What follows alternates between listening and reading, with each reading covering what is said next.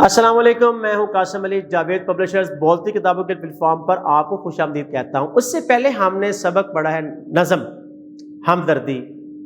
کوئی بھی نظم ہم پڑھیں یا کوئی بھی سبق ہم پڑھتے ہیں تو اس کے اختتام پر ایک مشق ترتیب دی جاتی ہے، جس کا مقصد فقط یہ ہوتا ہے کہ طلباء کو جانچنا پرکھنا کہ کیا انہوں نے جو سبق پڑھا ہے وہ ازبر ہے یا نہیں ہے، ان کی یادداشت میں ہے یا نہیں، کیا وہ اس کے متعلق پوچھے گئے جوابات دینے کے قابل ہیں یا نہیں ہیں۔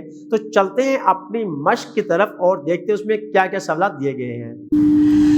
مشق سوال نمبر 1 ہے، سوالات کے مختصر جوابات اپنی کاپی میں لکھیں۔ الف، بلبل کیوں اداس تھا؟ کیونکہ رات ہو گئی تھی۔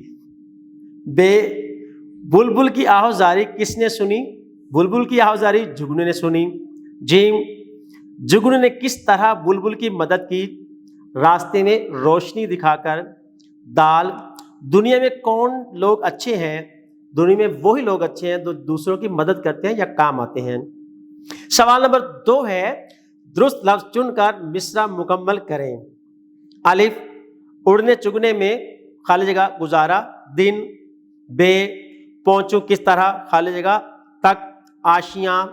جیم، حاضر ہوں خالی جگہ کون، جانو دل سے مدد۔ دال، میں خالی جگہ میں روشنی کروں گا، میں راہ میں ہے چمکا کے مجھے خالی جگہ بنایا دیا۔ سوال نمبر 3 ہے، مثال کے مطابق کالم الف کو کالم بے سے ملائیں اور مصرع مکمل کریں۔ کہتا تھا کہ رات سر پہ آئی، سن کر بلبل کی آہوزاری، کیا غم ہے جو رات ہے اندھیری، اڑنے چگنے میں دن گزارا، جگنے کوئی پاس ہی سے بولا۔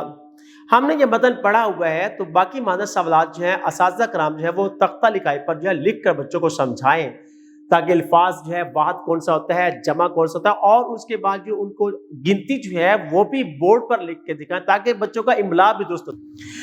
ویڈیو دیکھنے کا بہت بہت شکریہ، اپنا بہت سارا خیال رکھیں، جڑے رہیں بولتی کتابوں کے ساتھ۔